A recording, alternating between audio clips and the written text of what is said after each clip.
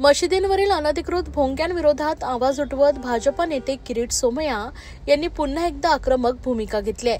भोंगेमुक्त महाराष्ट्र या मोहिमेअंतर्गत सोमय्या यांनी आज ठाणे शहरातील 3 महत्त्वाच्या पोलीस ठाण्यांना भेट दिली असून संबंधित पोलीस अधिकाऱ्यांकडे कारवाईची मागणी केली आहे। भाजप नेते किरीट सोमय्या यांनी यापूर्वीही विविध प्रकरणांवर प्रशासनावर दबाव टाकत कारवाईस भाग पडले। यंदा त्यांनी ठाण्यातील मशिदींवर लावण्यात आलेल्या अनधिकृत भोंग्यांविरोधात थेट पोलीस ठाण्यांमध्ये जाऊन आवाज उठवलाय। या दौऱ्यामुळे ठाण्यातील राजकीय वातावरण तापण्याची शक्यता आहे। किरीट सोमय्या यांच्या भूमिकेनंतर मुस्लिम समाजातून नाराजी व्यक्त होते। भाजप नेते किरीट सोमय्या म्हणाले की भोंगेमुक्त ठाणे अभियानाची सुरुवात आम्ही केली आहे। ठाण्यात 80% मस्जिद हे भोंगे वापरतात। हे उच्च न्यायालयाच्या आदेशाचं उल्लंघन असून पोलीस एकावरही कारवाई करत नाही। यावेळी मुंब्रा विभागात पोलिसांनी माहिती दिली 112 मस्जिद आणि 43 मदरस्यांवर 600 भोंगे असून एकानंही परवानगी घेतलेली नाहीये।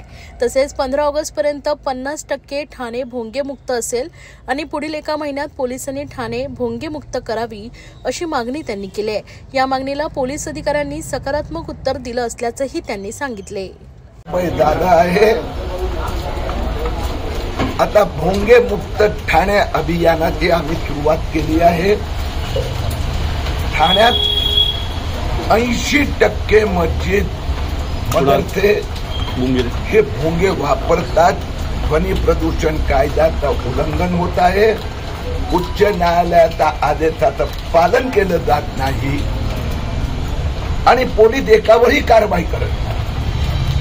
म्हणून आजपासून आम्ही मोहिमेची सुरुवात केली आणि एक आपल्याला माहिती देतो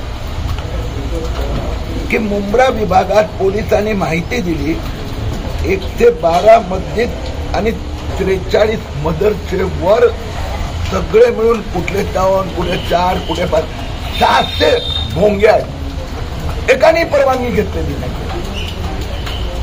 आणि आज आम्ही 3 पोलीस स्टेशनची भेट घेतोय। पुढच्या आठवड्यात आयुक्तांना भेटणार। पुढच्या महिनाभरात भोंगे मुक्त ठाणे झालं असेल। सर, पण मुख्यमंत्र्यांनी ज्यावेळेस अधिवेशन होतं अधिवेशनामध्ये निवेदन केलेलं आहे की भोग्यांवर जर कारवाई नाही झाली किंवा डेसिबलपेक्षा जास्त असेल तर पोलिसांवर कारवाई होईल। याबाबत काही पोलिसांची चर्चा होईल? खट्टेंनी एका महिन्यात ठाणे पोलिसांनी भोंगे मुक्त करावं लागणार। आज पण पोलीस अधिकाऱ्यांनी मला सकारात्मक उत्तर दिलंय।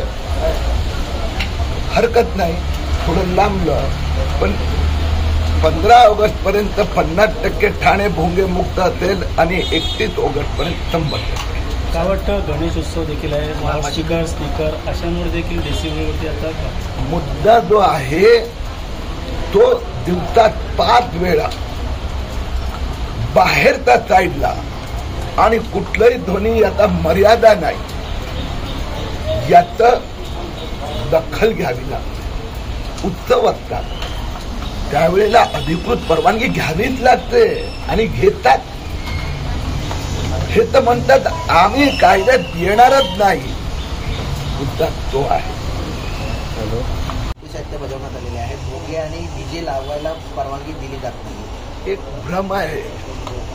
कायद्यात जे बसते त्या सगळ्यांना परवानगी आहे। डीजे संबंधात समाज, पूर्ण समाज, मग समाज आहे त्यात न्यायालय पण आहेत। त्यांचं म्हणणं आहे उत्सवाला परवानगी मिळते, उत्सवासाठी बॉक्स स्पीकरला परवानगी दिली जाते। मोठ्या मोठ्या सभा होतात राजकीय पक्षांचा। आता भोंगे जे लांब असतात ते सगळ्यांवर प्रतिबंध आहे, सगळ्या भोंग्यांवर प्रतिबंध आहे। बॉक्स स्पीकरसाठी परवानगी दिली जाते।